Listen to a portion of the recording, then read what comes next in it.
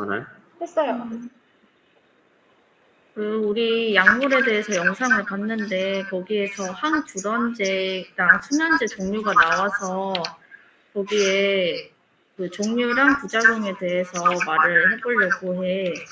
그 계열에는 벤조디아제핀 계열이 있는데 여기 부작용이 CNS 억제제와 함께 사용하면 생명에 위협이 된대.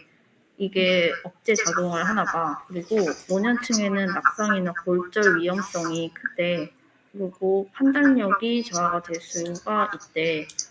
그리고 그다음 계열로는 이제 상품명으로는 부스파인데 부스파, 인데놀, 스틸록스 이렇게 종류가 있는데 여기 부작용으로는 현기증, 불면증, 졸림, 피곤감, 수족냉증, 건망증, 운동 실조 같은 게 나타날 수가 있대. 그래서 이런 부작용이 발생했을 때는 아까 CNS 억제 효과가 있다 했잖아. 이럴 때는 기계 조작을 좀 피해야 되고 그 또 부작용으로 선천성 기형도 올 수가 있대. 이럴 경우에는 임신도 피하고 모유 수유하는 여성에게는 투여를 해서는 안 돼. 그리고 금단 증상도 나타날 수 있는데 이럴 때는 3, 4개월 동안 벤조디아제핀 계열의 약물을 매일 복용하다가 중단하면 불면, 과민성, 구강건조, 진정, 경련, 혼돈과 같은 금단 증상을 야기될 수 있음을 교육을 해야 된대. 내가 얘기할게. 나는 항정신병 약물에 대해서 이야기를 해볼 거야. 우선 항정신병 약물 중 클로포마진이랑 하로페리돌이랑 그다음에 클로자핀, 비스페리돈, 올라자핀, 그다음에 코티아핀 이렇게 먼저 얘기를 할 건데 우선 클로프로마진에서는 부작용으로 입마름, 어지럼증, 둔한 몸의 움직임, 변비, 배뇨곤란 이렇게 있을 수 있어. 여기서 이제 이 약물을 먹을 때 중지해야 될 거는 용량 감소 또는 변경을 해야 되고 직접적인 햇빛 노출은 좀 피하는 게 좋아. 그리고 입을 자주 헹구고 변비 완화제나 수분 섭취를 권장한다고 하거든. 그리고 이제 할로페리도르에서는 이제 부작용에 추체외로의 증상이 나타날 수 있고 경련, 초조, 불안, 불면, 저혈압, 소양증, 발한 등 이렇게 있을 수 있어. 그래서 이 약물은 기립성 저혈압일 경우 천천히 움직이게 하거나 아니면 이제 활력 징후를 자주 측정을 해야 돼. 그리고 낙상이 있을 수 있으니까 사이드레이를 올리고 배뇨곤란을 완화하기 위해서 하복부 마사지를 실시하는 게 좋다고 나와 있어. 그리고 클로자핀은 이제 무과립증, 발잔, 심근염이 부작용으로 나타날 수 있어서 우선 백혈구 수치 감시를 위해서 매주 CBC를 체크하는 게 좋고 그다음에 투약 후 문제가 발생하면 즉시 중단을 하면 되고 규칙적인 운동이 좋다고 나와 있어.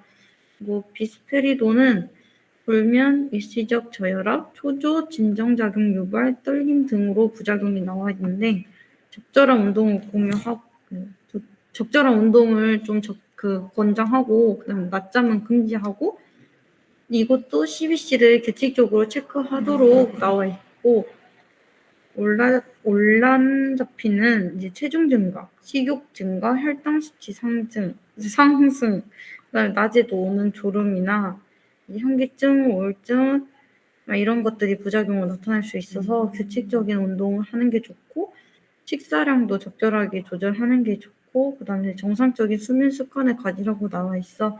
마지막 코티아핀은 혈당 증가, 체중 증가, 구강 건조, 어지럼증, 진정작용 유발 등 이런 조약이 나와 있어서 낙상에 대한 교육 및 이동 시 주의 사항을 설명해 주는 게 좋고 규칙적인 운동도 실시하라고 나와 있었어. 그러면 내가 항우울제랑 기운안정제에 대해서 말해볼게. 일단 항우울제는 트리사클라이스 계열이랑 SSRIs 계열이랑 MMOI 계열이랑 기타 항우울제 계열이 있는데 일단 첫 번째로 트리사클라이스 계열은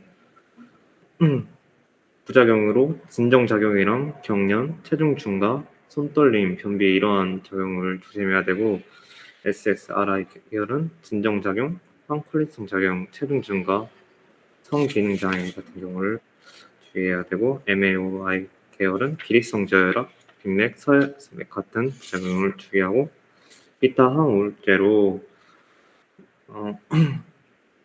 두통, 어지러움, 졸음, 피로, 구토, 시야, 흐림, 저혈압, 빈맥, 호흡 곤란 같은 부작용이 있으니 주의해야 되고 기본 안정제에는 리튬이랑 카바마제파인, 솔리드 발포레이트이랑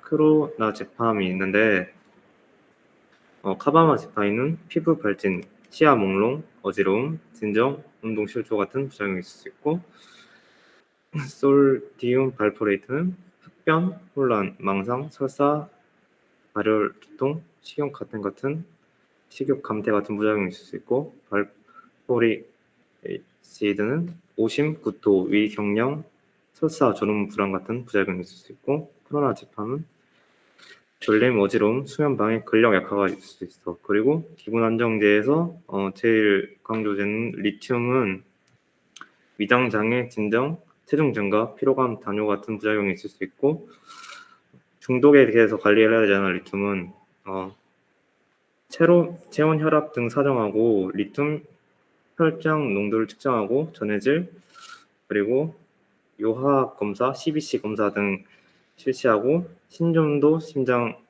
기능이 정상인지 확인하고 이를 가행 복용했다면 리튬을 바로 중단하고 구토제, 피로시, 흡인까지 시작하기도 해.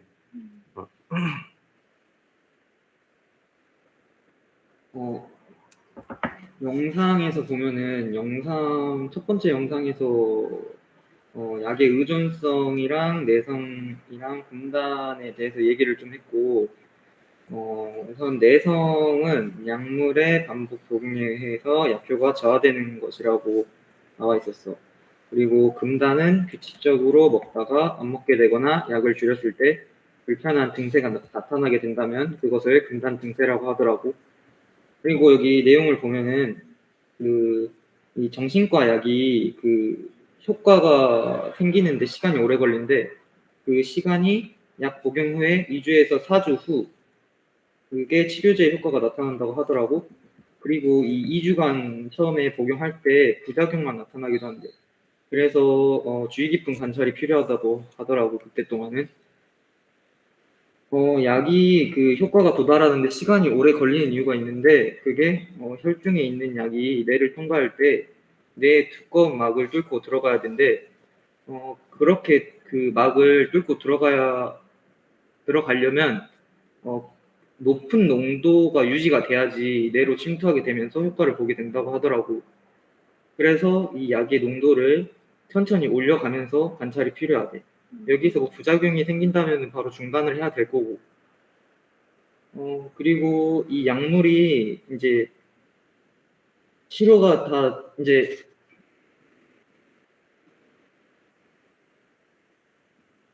그리고 이걸 약을 사람이 임의로 약을 중단을 하거나 끊게 되었을 때는 약물의 농도가 급격하게 내려가겠지. 그러면서 생리적 증상이 나타나게 된다는데 여기에서 말한 거는 중단 증상이 나타난다는데 이게 식은땀이 나거나 불면이 생기거나 떨림, 구토, 메스꺼움 등을 동반하는 경우가 있다고 해. 그리고 이 약물 치료를 할 때는 비약물 치료랑 같이 하는 것이 제일 좋다고 하는데 이 비약물 치료는 많은 시간과 노력이 들고 약물 치료는 그 비약물 치료에 비해서 이런 게 더 적게 든다고 하더라고. 그리고 내가 말할게. 그 수면제 같은 경우 막 중독이 있는 거 아니냐고 다들 오해하는 경우가 있는데 중독성이나 의존성, 내성 이런 거 습관성 같은 게 없다고 하고 이제 이 약물이 막 감기약처럼 바로 효과가 있는 게 아니니까 2에서 3주 이상 시간이 소요되고 그 사이에 이제 항우울증 약이 도달할 때까지 힘드니까 이제 도와줄 수 있도록 이제 즉석 효과가 있는 약들이랑 같이 처방해주기도 하나 봐. 한데 내가 영상 보고 느낀 걸로는 뭐 장기 지속형 주사제가 있다는 것도 처음 알게 됐고 그게 참 편리할 거라고 생각이 든 게 그 주사제를 한번 맞으면 1개월에서 3개월 동안 증상 호전의 효과가 나오고, 근데 그걸 주사제를 경구 약물 대신 사용하면은 경구약을 먹다가 중단할 위험이 없으니까 재발의 위험이 떨어지기도 하고, 일단은 조금 더 자기가 원활하게 일상생활을 유지할 수 있다는 점이 좀 인상이 깊었는데, 조현병은 재발한 경우에는 첫 발병할 때보다 더 많은 치료의 노력이 들어가기 때문에 첫 치료의 중요성을 좀 더 환자와 가족들이 주의 깊게 생각을 해야 될 것 같은 부분이라고 생각을 하고, 일단은 정신과 치료에 대해서 우리가 사회적 편견이랑 자신의 병을 인식하고 인정을 하지 않는 부분이 제일 치료에 큰 문제가 되는 부분이라고 생각이 들기 때문에, 그런 편견을 가지지 않도록 우리가 좀 더 주의 깊게 교육이나 홍보 같은 그 병이 있든 없든 우리가 모두가 알아야 되는 부분이라고 생각을 해. 편견을 없애는 부분이. 그런 부분이 좀 주의 깊게 나아져야겠다 생각을 하는 부분이고, 또 우리가 편견이라고 생각하는 것들이 지금까지 나왔듯이 약물이 중독이나 습관성이 있다. 독하고 위험한 약이다. 부작용이 나타나면 돌이킬 수 없다. 상태가 좋아지면 약을 임의로 중단해도 된다. 약을 먹을 때 음식을 가려야 한다. 오랫동안 약을 복용하면 몸에 안 좋다. 약을 복용하면 지능이 떨어진다. 술이나 담배는 아무런 영향을 주지 않는다. 이렇게 많은 왜곡된 사실들이 인터넷에 나돌아다니고 있기 때문에 그런 부분들을 자기가 인터넷 보고 판단할 게 아니라 병원에 찾아가서 자기의 증상에 맞는 약을 처방받고 그건 확실하게 전문의하고 상담을 해서 나아져야 되는 부분이라고 생각을 해. 이렇게 느꼈어, 영상을 보고. 음, 나는 그리고 중간에 약물 이제 자기가 마음대로 끊으면 안 되잖아. 그래서 그런 부분에 대해서도 이제 교육을 더 잘해야 되지 않나 싶어. 영상 보고 느낀 점 좀 더 있을까? 생각하는 부분들. 나는 거기 의사 선생님이 말씀하신 것 중에 세균성 폐렴에 걸렸을 때 그냥 항생제가 주요인데 그 외에도 다른 그 약들을 같이 처방한다고 했었잖아. 그게 좀 인상이 깊었던 게 내가 뭐 코가 막혀서 병원에 가도 코 막힌 그 약봉투에 다 나오잖아. 코 막힌 약만 주는 게 아니라 막 위장약도 들어가 있고 이렇게 들어가 있어서 이걸 왜 주는 거지? 항상 생각을 했었는데 그 의사 선생님이 말씀하신 거를 들어보니까 아, 이래서 이렇게 같이 약을 처방해 주시는구나. 그러면 정신과 약도 이거랑 똑같이 그렇게 약을 처방해 주는구나 싶어가지고 혹시 정신과 약물을 복용하시는 분들이 계신다면 이 영상을 보면 되게 도움이 많이 될 것 같다는 생각이 들어서 주변에 만약에 정신과 약물을 복용하는 사람이 있다면 한 번쯤 추천을 해주고 싶은 영상이었어.